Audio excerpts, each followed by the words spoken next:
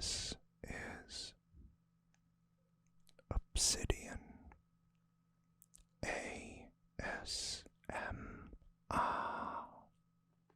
Don't forget to like, subscribe, and hit the notification bell for future videos.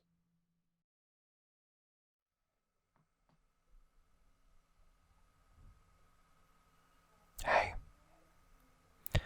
and welcome back to another Obsidian ASMR video. And today we're delving back into Dragon Ball Z, where I talk you through what's happened in the series. Maybe you know it, maybe you don't.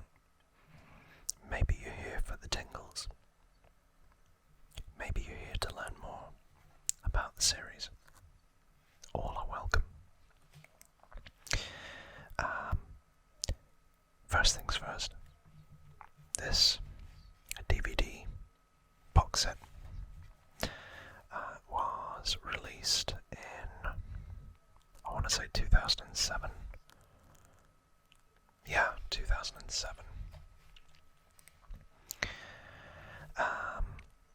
And I didn't realise until very recently, and I think I said in the last one, that this isn't actually well liked as an adaptation, because the aspect ratios of the original versus the modern format that you're seeing here, where it's widescreen instead of a box, meant that they had to zoom in and lose quite a lot of the frames, which is a problem, and some of the purists are not happy about it. So to recap, what happened last time?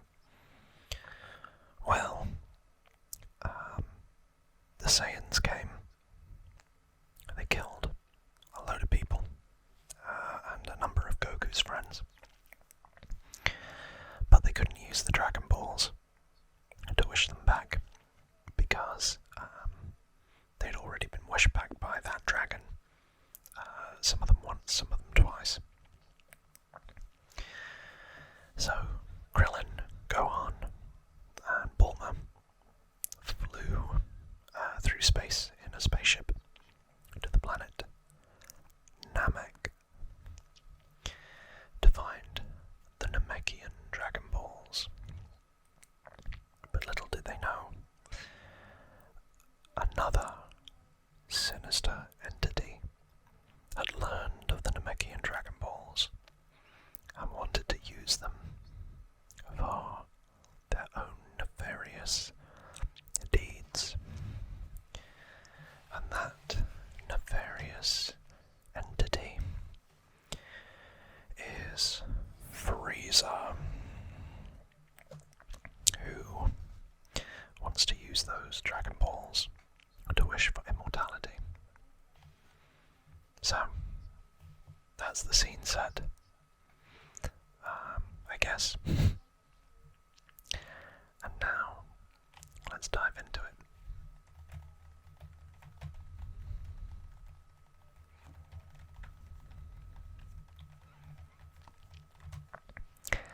Let me know in the comments below who your favourite villain from the Dragon Ball series is. I have my favourite, but I won't say, so I won't sway all of you from your opinions. It's a shame that the quality is viewed as bad, because I think these are really, really beautiful. I think they're a bit of a love letter, presentation-wise, to the fan base. You know, and the eagle-eyed ones amongst you work on Region 1, Region 2, and Region 4 DVD players, which basically means I think they work pretty much everywhere along the globe. I don't think there is a Region 3. Or I'm trying to think, because Region 1 is like America. Definitely North America, I'm pretty sure it's South America. Region 2 is Europe. And Region 4 is like Eurasia. So, like Australia and places like that. I don't know what Region 3 is. But I guess there must be one, otherwise why would they skip over it? Okay. So what we tend to do is we look through this lovely little booklet, and I try my best to remember what happens in the series, but I've got a couple of facts as well, which is, did you know Frieza is a galactic emperor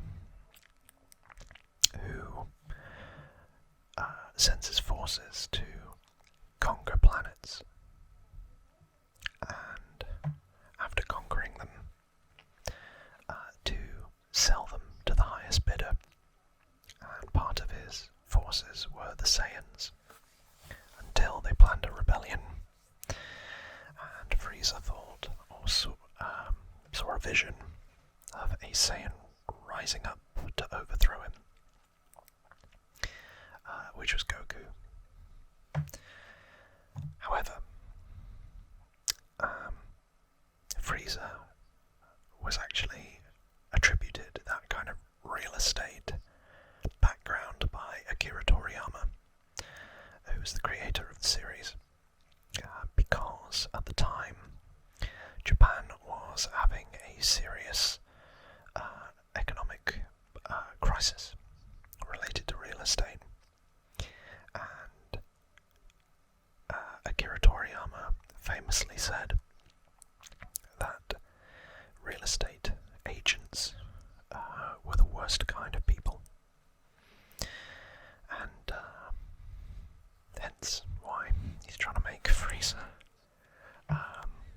or, you know, he's given Frieza that as a backstory, as a tyrant.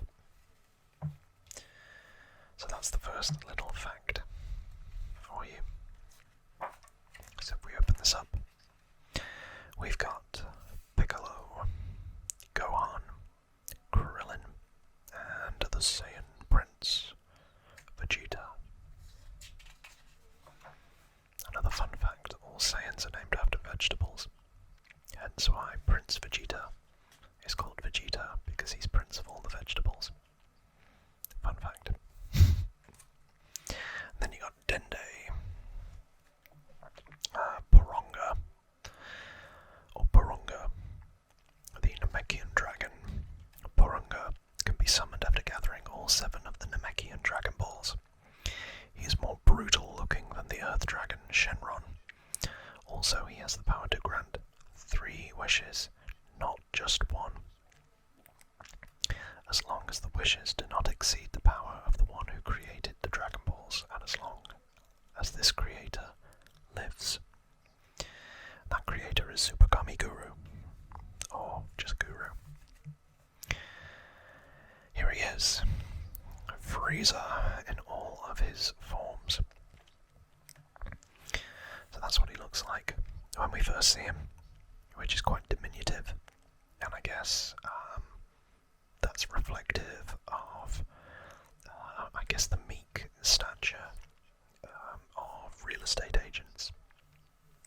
He looks more, I think, because of his head there, cerebral, cunning as a villain.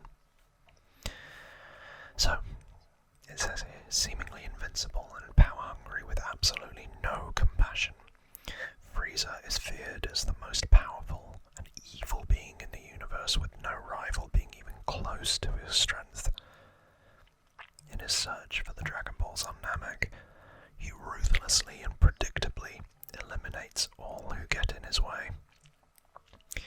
Frieza is a lizard-like creature who can shapeshift into 4 stages of forms, with each form more powerful than the last.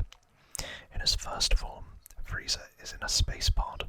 The second form has Frieza with 2 horns on his head and a larger body. In his third form, Frieza is in his biggest body and his back is bent. And the fourth form is his perfect form.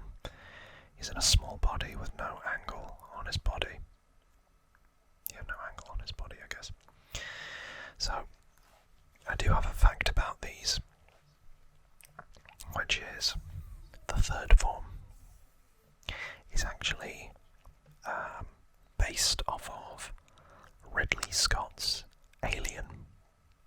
And you can probably see the resemblance in the head. That was originally intended to be his final form.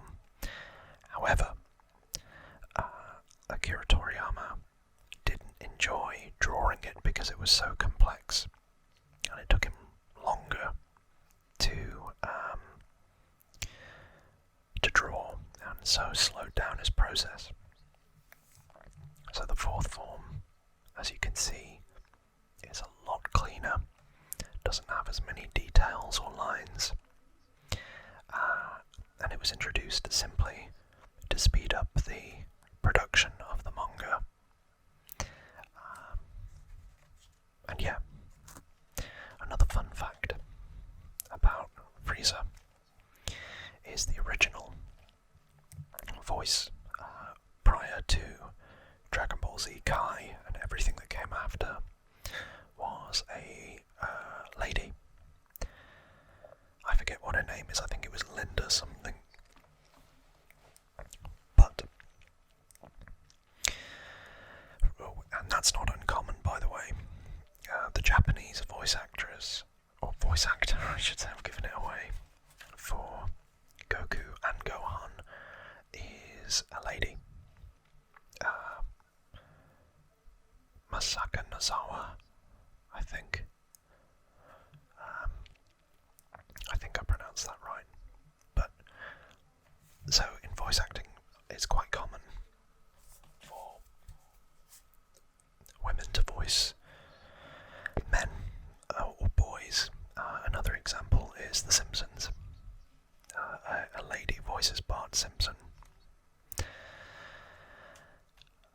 But, coupled with Frieza's lips, weirdly enough, in his fourth form that looked like he was wearing lipstick, there was a lot of confusion over whether Frieza was a boy or a girl. But he is a boy. At least I think that's how he identifies. I'm making an assumption though. King Kai was supposed to be, I mean, Kami is like God. The word Kami is God in Japanese, but Kai is like, he is more like a god, or overseer of the universe. Turns out later in the series he's known as West Kai. And there was a whole other structure to it. Gregory is just a cricket, I think, and Bubbles is based off the monkey, the real life monkey pet of Michael Jackson. Striking visual, isn't it? It's mad to think that this is over 30 years old now, which is crazy. So, where we left off, the Namekian dragon was just about to be summoned, and indeed, it just has. But they need, in order to summon the dragon, they need to get the password, so to say, from Guru. But the dragon gets summoned with the help of young Dende, and then it is revealed that by Porunga that they will get not one, but 3 wishes. At the same time, Piccolo joins the fight, having traversed from Earth to Namek, and it's the first time he's back at his homeworld, previously thinking he was a demon, or the son of Demon King Piccolo, if you watched Dragon Ball, the original series.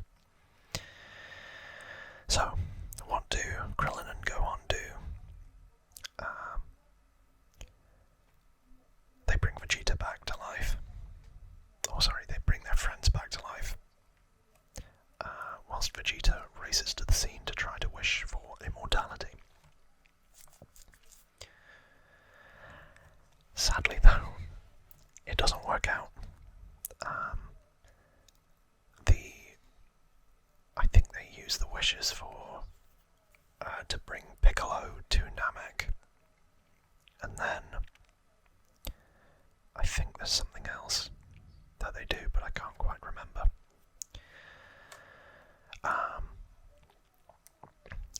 While Piccolo's there, he comes across Nail, who was one of Guru's kind of guardians, and he took on Frieza. Frieza pretty much beat him and was ready to leave him for dead. But that's when Piccolo becomes aware of Nail's presence, and they basically start talking, and Nail's like, "Look, I'm gonna die, but if you were to fuse with me, I would live on through you, in your head."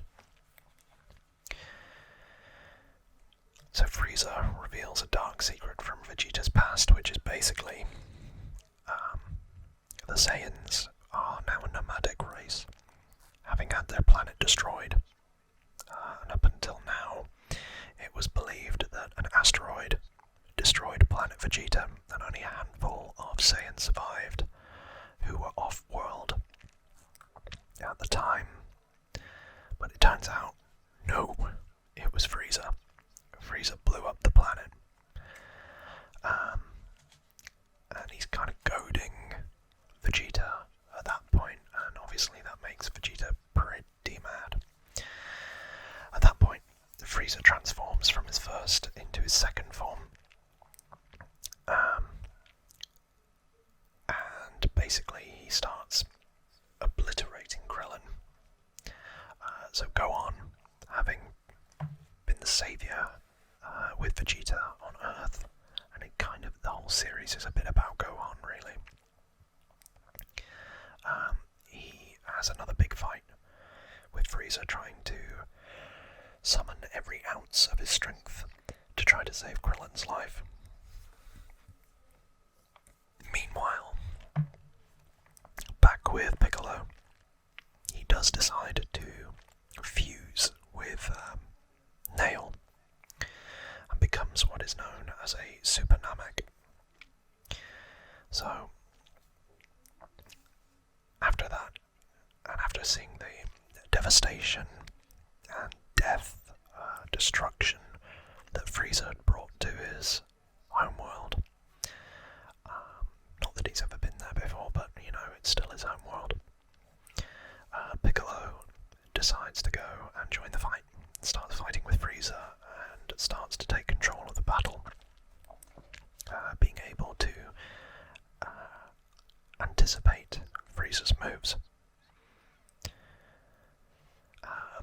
It kind of worries Frieza a little bit, because he's had this prophecy of the legendary Super Saiyan that he's been running scared of, so to hear that there's such a thing as a Super Namek kind of frightens him a bit.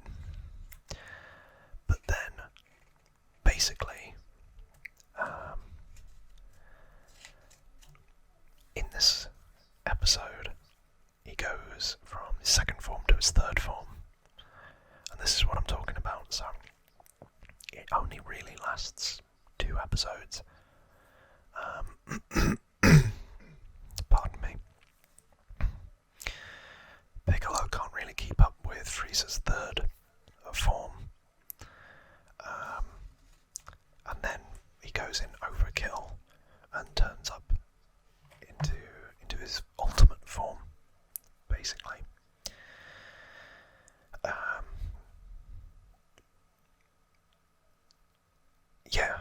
Vegeta, I think, is planning to turn himself into a Super Saiyan by wanting Frieza to beat him to within an inch of death, because the whole thing is, if a Saiyan survives, they come back stronger, and that should, he says, push him over the limit. But Frieza is now really going to town on the Z Fighters, and determined to kill them, as it says there, one by one. But if you know anything about Vegeta, he's very proud, almost to a fault. So against seemingly overwhelming odds, he declares that he's going to defeat Frieza, end his tyrannical reign, and exact vengeance for the entire Saiyan race, thinking that he has become a Super Saiyan. Spoiler alert, he hasn't. So, we then move on, and Goku has now returned, having recovered his body from Captain Ginyu. And I'm going to pause there to tell you another tale, or another fact, that you may have guessed and you may not. So, Frieza. Obviously the name sounds like a freezer, where you store food. And I found out recently that, I didn't know this, the Ginyu Squad is actually named after things that you would find in a fridge, notably dairy products. So Ginyu is actually the name, or the Japanese word for milk. Jace is, I think, something else, but it sounds like juice in English. Berta is butter. Raccoon is a form of cream. Goldo, I think, is yogurt. I'm trying to think of what Jace is. Well, anyway, you get the idea. So, yeah. Akira Toriyama has very weird naming conventions for his characters, but hey, it works, I guess. He's made a whole universe out of it. So Goku comes back, and Vegeta is not a Super Saiyan, and he's getting absolutely pummeled by Frieza, which leads to the end of Vegeta. This was a bit of a seismic moment in the series, because you've got to remember, Vegeta was made out to be incredibly strong, almost like stronger than Goku, or at least an equal to him. And the fact that Frieza has not only beaten him to a pulp, but then as Vegeta comes to the realization that he can't beat Frieza, and he tearfully begs Goku to avenge their brothers and their sisters that died on their homeworld, which is also called Vegeta, by the way. To avenge their race, Frieza just kills him with one beam through the chest, like he's nothing. And as a fan, when you're watching that for the first time, it takes your breath away. Now, around this point, I'm going to pause and give you another fact. I know. But when Dragon Ball Z was first aired in the US, it was done by none other than Saban Entertainment, famous for importing Power Rangers, as well as some other things like Beetleborg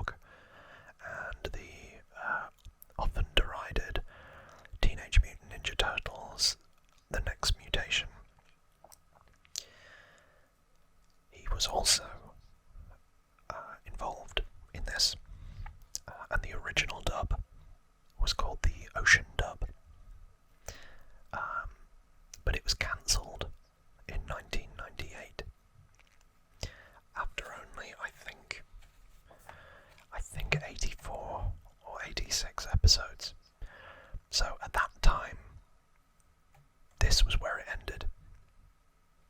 If you lived in America or Europe, you didn't know anything else. But fans didn't have to wait long, because due to the popularity of the reruns, Cartoon Network picked it up again for the rest of the series, and that is where their in-house team, which became Funimation, completed it or carried on from there, and then went back, I think, and redubbed the originals. So that's why you've got the Ocean dub and the Funimation dub. And another little fun fact for you there is the voices that we all know and love, or the definitive voices of the characters. So Goku and Vegeta, for instance. Vegeta is voiced by Christopher R. Sabat, who I have met in person. And Goku is famously voiced by Sean Shamel. But originally, Sean Shamel had auditioned for the role of Captain Ginyu, thinking that he was far, far more important to the story than he actually was. Lucky for us, he ended up getting the role of Goku. Let's carry on. So, it's showdown time, and boy is this a long fight, like a really long fight. So the ultimate battle starts between Goku and Frieza, and basically they're evenly matched to begin with, but Frieza is so cocky and sure of himself that he rigs the planet up, Namek that is, to blow up in like, I think it's 10 minutes or 15 minutes. Which is funny, because this fight is, it's another fact for you, I'm sorry. This fight is still the longest battle in anime history, and I mean all of anime. I think it clocks up something ridiculous like 3 hours of screen time for the battle, and I'm just talking about the battle, not everything else. Because I mean, it starts here and doesn't finish until like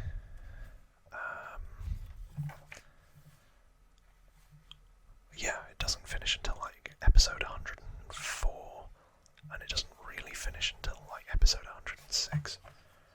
So that's 20 episodes near enough for this battle, and each episode's like 20 minutes, so you can figure that out. There's not much to say really, it's just the planet's about to explode, and Frieza gets the upper hand and is superior. Then there's some hijinks where Captain Ginyu returns to the battlefield, but this time in Bulma's body. So again, they've got to trap him in the frog body, I think. And that's kind of like a distraction.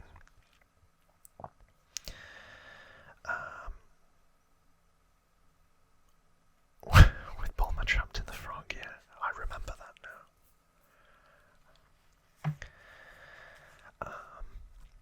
So Goku goes Kaioken to try and gain the advantage in the fight against Frieza.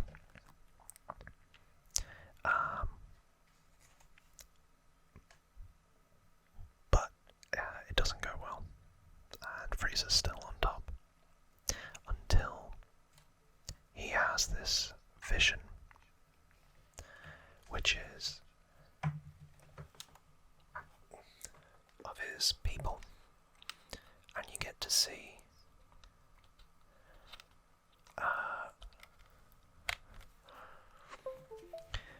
see Goku's father, Bardock. You get to see Vegeta, and you get to see Vegeta's father. And effectively, yeah, it's Vegeta talking to Goku from beyond the grave, and reiterating all about the Saiyan race and, you know, the fighting spirit that they have. And it's quite a metaphor for Japan that has also had a bit of a fighting spirit, and I guess, you know, commentary on what was going on at the time with the economic crisis, and basically saying, you know, don't give in to the evil real estate people that were causing such hardship. I mean, I won't lie, that didn't end well for them, because, you know, I think they've since introduced something like generational mortgages over there, which is a crazy concept to me. But yeah, then Goku basically turns to his final tactic, which is the Spirit Bomb.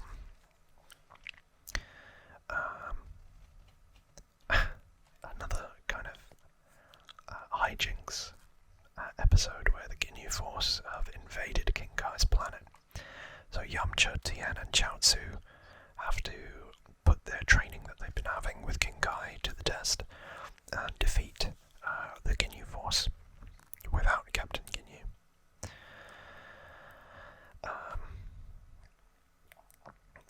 Piccolo re-enters the battle, basically to try and buy Goku time for the Spirit Bomb. Then in this episode, a life and death struggle happens between Piccolo and Frieza. Piccolo fighting for his home world, and I guess the honour of his race, and Goku doing the same. It looks like they've done just enough as Piccolo buys Goku enough time, and it scores. The Spirit Bomb is ready, and it scores a direct hit. Now that was what ended the fight with Vegeta. And the whole point of a Spirit Bomb is it gathers all positive energy, and then, you know, when it hits against or is thrown and makes contact with somebody who is evil, it should destroy them. It didn't destroy Vegeta, which is a bit of a hallmark of what's to come. However, just as it looks as if Frieza has been defeated, he emerges on the battlefield, and basically he decides that the best thing to do is continue to taunt Goku, and kills Krillin in cold blood, as well as Piccolo, I think. But it's Krillin's death that again is so memorable and so harrowing, because he's calling out for Goku to help him and Goku can't do anything. So he has to watch his friend die, his best friend, and that snaps something in Goku. And finally, after introducing the concept in the Saiyan Saga, we finally see the legendary Super Saiyan, and it is Goku that has attained it. Basically, he's got incredibly powerful very quickly, and his hair's gone blonde. Which again was quite interesting at the time, because that was viewed as a rebellious act in Japan, dyeing your hair blonde. So it was kind of like a bit of social commentary, and I guess again you could turn around and say that that is representative of rebellion against the establishment, of which Frieza and the real estate side of things was viewed as the establishment. Interesting. See, I don't just give you tingles and whispers, I give you really, really, really good analysis. If that doesn't deserve a subscribe and a like and a comment, I don't know what will. I'm not begging. So, Goku basically gets really angry really quickly and suddenly Frieza can't land a punch. He realizes that Goku is now superior to him in terms of his speed, in terms of his strength, in terms of his fighting prowess, and his reaction time. He just can't touch him. And then he basically chickens out, knowing that the prophecy that led him to destroy planet Vegeta all those years ago is about to come to fruition. So he attacks the planet, because if he's going to die, he's going to take this Super Saiyan with him. With only minutes to go before the planet explodes, the weakened Frieza gathers the energy he needs to reach his maximum power, which basically means it's not another transformation, it's just he looks like he's put on a load of muscle very, very quickly. The planet's crumbling. Gohan, Krillin, while Krillin's dead, Gohan and Bulma race back to Goku's spaceship to try to get off the planet as soon as they can. I believe Piccolo's dead too. So it's now Goku all out versus Frieza all out, which is what I mean. You know, this whole series is about power escalation. So they go at it for round 2, or even round 3 at this point. So the key thing here in this episode is the 7 Dragon Balls on Earth have been restored. So I guess Piccolo can't be dead. So King Kai devises a plan that may save his friends on planet Namek and put an end to evil Frieza, but with Namek's destruction imminent, can Kami and Mr. Popo summon the Eternal Dragon before it's too late. The first stage of King Kai's plan is complete. Oh, that was it. That was the other wish. They moved all the Namekians, or surviving Namekians, from Namek to Earth. That's right.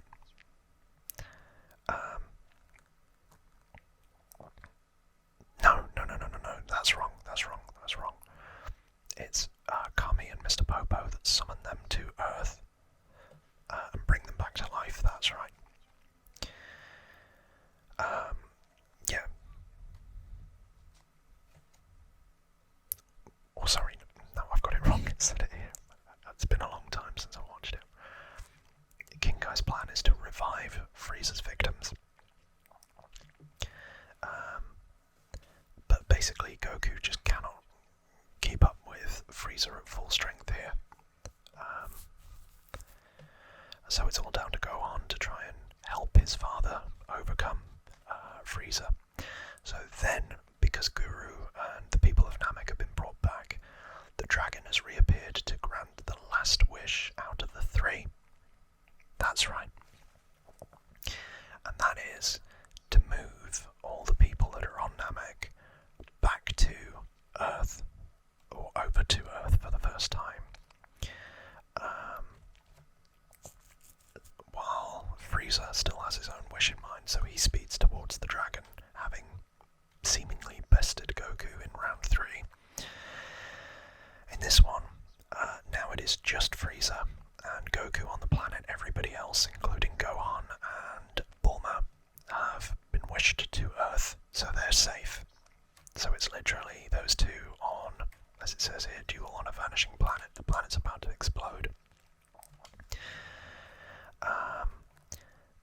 It's almost like a final sacrifice of Goku. Or seemingly. So he's trying to... Goku's trying to bargain with Frieza at this point.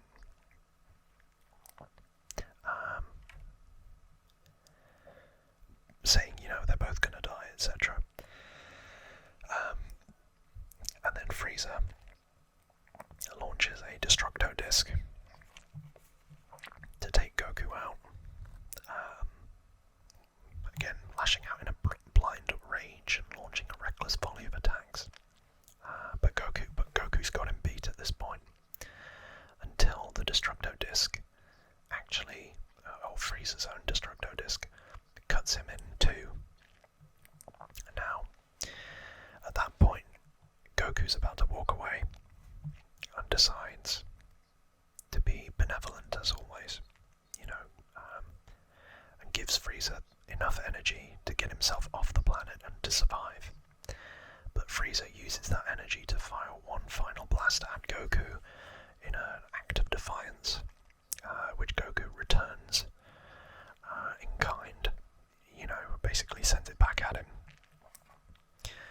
damning him to his fate.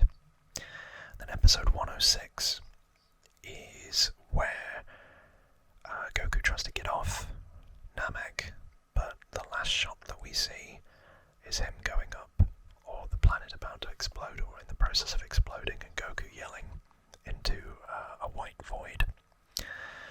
Now, let's ignore that for a second, and I'll say that this was originally supposed to be the ending to the entire series. But Akira Toriyama kept getting persuaded by his managers and his producers to keep going because the series was so popular. But in his head, this was always intended to be the end of Dragon Ball. And for a lot of people, this would have been the most apt ending to the series.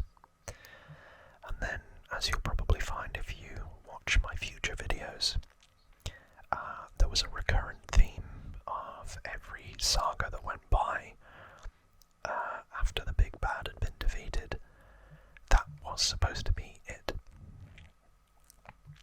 So,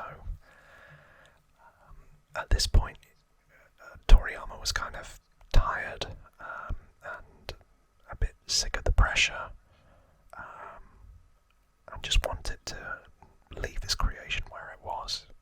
He'd previously been like a Shonen Jump manga artist, so he wasn't really used to doing these long drawn out series. It was more of comedies like the original Dragon Ball rather than serious fighting.